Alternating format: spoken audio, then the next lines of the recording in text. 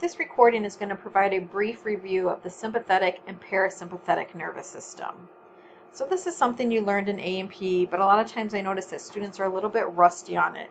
And understanding these nervous systems and how it affects the body is key, and then understanding these different medications and their categories and how they affect the nervous system and what we see in the patient as a result. So this video again will provide a brief overview of sympathetic and parasympathetic nervous system. If you're rusty on it and don't have it down, you need to review it and get it down before you proceed with the lecture. So let's start out with the basics. Sympathetic versus parasympathetic. One is fight or flight and one is rest and digest. Which one is which? So your fight or flight is the sympathetic nervous system. And how I remember that, I think of sympathetic, it starts with an S. I think of scared, stressed, that puts me into that fight or flight type of mindset. So sympathetic nervous system has a fight or flight response. If sympathetic, my scared, stressed, fight or flight, is fight or flight, then that leaves rest and digest to be my parasympathetic system. And for parasympathetic, I keep that straight in my mind because I think of the P and parasympathetic and the P and pooping. So parasympathetic, when that nervous system is engaged, I know the response is going to be my rest and digest. So sympathetic, fight or flight, parasympathetic, rest and digest. So let's look at some of these body responses to see if you can pick out if it's a sympathetic or parasympathetic response. So increased salivation. Is that a sympathetic response or a parasympathetic response? Hopefully you're thinking parasympathetic, rest and digest with increased salivation.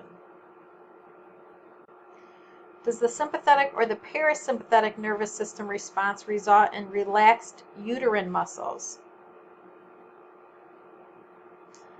So it's a sympathetic response that relaxes the uterine muscle, because in that fight or flight body response, the uterus doesn't really serve a purpose. So relaxation of the uterine muscle is a sympathetic nervous system response. So the sympathetic or the parasympathetic that constricts the bladder. This is one that nursing students can get confused a little bit. So which one relaxes the bladder muscle, which one constricts? Does relaxing the bladder muscle lead to urination, or is it constriction of the bladder muscle that leads to urination? Constriction of the bladder leads to urination. So is it sympathetic or parasympathetic that constricts the bladder, which can help promote urination? That would be my parasympathetic, rest and digest. When my fight or flight is engaged, I don't have time for a bathroom break. So with the sympathetic nervous system response, I would see a relaxation of my bladder muscle. What about increased peristalsis? Increased peristalsis would be a parasympathetic, right? I think of P, parasympathetic, P, pooping. Increased peristalsis is moving those GI contents down. So increased peristalsis is a response of the parasympathetic nervous system. What about constriction of the blood vessel? So constriction of the blood vessel decreases the size of the vessel lumen. So a smaller lumen, a narrower lumen here. Constriction of the blood vessel. Another part of this one is what does blood vessel constriction cause? Does it cause my blood pressure to go up or my blood pressure to go down? Because knowing that might help you decide if it's a sympathetic or a parasympathetic response. So constriction of the blood vessel is going to cause an increase in blood pressure.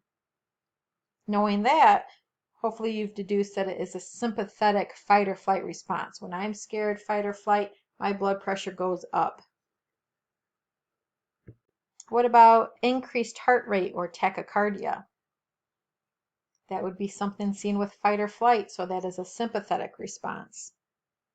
What about constriction of the bronchioles? Constriction or narrowing of the lumen there, which results, I should say, narrowing of the lumen of those smaller airways. That would be a parasympathetic response, constriction of bronchioles and increased secretions. If I'm in my fight or flight sympathetic response, my airway is going to open up to help get air, help improve gas exchange, improve oxygenation into my lungs so that I have what I need for that fight or flight. What about pupil dilation? Dilation of the pupil. That is a sympathetic response. And what I think of is I am asleep in bed at night and I hear something loud. When I wake up startled, right? My pupil's going to dilate to let as much light in so I can see as well as possible. So sympathetic fight or flight would result in dilation of the pupils. Side questions. What is the medical term for dilation of the pupils? Is it miosis or mydriasis? The correct answer is mydriasis. Mydriasis has a D in it. I think of the D for dilating. That's how I remember that it's the dilation of pupils, mydriasis. So you can find those responses, the sympathetic versus the parasympathetic nervous system, in your textbook on page 197. And what you need to do is get those committed to memory. My suggestion to you, if you're a little rusty, is that you memorize one of them. So you just memorize the sympathetic nervous system. You understand the response when the sympathetic nervous system is engaged, whether it's pupils, bronchioles, heart rate. And if you get one down, then you know the other one by default. So pick one, get it down good, and you can know the other one by default. Make flashcards, whatever you need to do. And it's important that you get these down because well, we're going to be talking about medications, different medications that affect the nervous system. And if for you to understand what you're going to see in your patient when that medication is taken, you need to understand how it's affecting the nervous system and what the nervous system normally does, right? So if you look on page 198 on table 4.2, it lists different classifications of medications. So sympathetic stimulants are adrenergic agonists. And when I see adrenergic, I think adrenaline, fight or flight. And so that lets me know that that class of medication is affecting the sympathetic nervous system. So I have adrenergic agonists and adrenergic antagonists or adrenergic blockers, right? So with an adrenergic agonist, I would see that response that I see with the sympathetic nervous system. Increased blood pressure and pulse, relaxed bronchioles, dilation of the pupils, relaxed uterine muscles. One that we haven't talked about that's listed in this table is increased blood glucose. If I got fight or flight, if I'm engaged in fight or flight, that blood glucose is going to go up to help fuel me. And if you go right below the sympathetic stimulants, it lists the sympathetic depressants, the adrenergic antagonists or adrenergic blockers.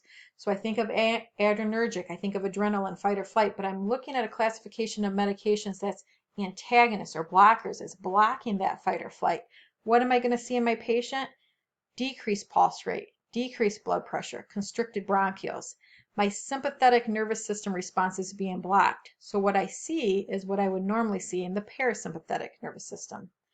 And it works the same way with medications that are affecting the parasympathetic nervous system. So those are cholinergic medications affect the parasympathetic nervous system. We have cholinergic agonists, right? With a cholinergic agonist, you would see those normal parasympathetic nervous system response. Decrease your rest and digest, decrease BP and pulse rate, constricted bronchioles, constricted pupils, increased urinary contraction, increased peristalsis. And then, so that was the cholinergic agonist. On the other hand, you have the anticholinergics or cholinergic antagonists, the blockers of the parasympathetic nervous system.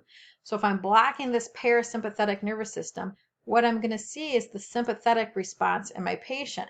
So with an anticholinergic or a cholinergic antagonist or blocker, I'll see increased pulse rate, decreased mucus secretions, decreased GI motility, increased urinary retention, no time for a potty break if I'm in that fight or flight scenario, and dilation of pupils. So those charts, the body responses for sympathetic versus parasympathetic, and then table 4.2 about the classification of medications and what you would see in the body with the patient taking those, you have to be familiar with. So I'd suggest flashcards or whatever you need to do to get those down. And you also will have a homework activity, the SNS versus PNS activity as a review. I would suggest you study it and then use that sort of as your own self-test, and then check it and see what your weak areas are. But that's up to you. So that is your brief review of SNS and PNS. Please make sure you get it down before you proceed with the lecture.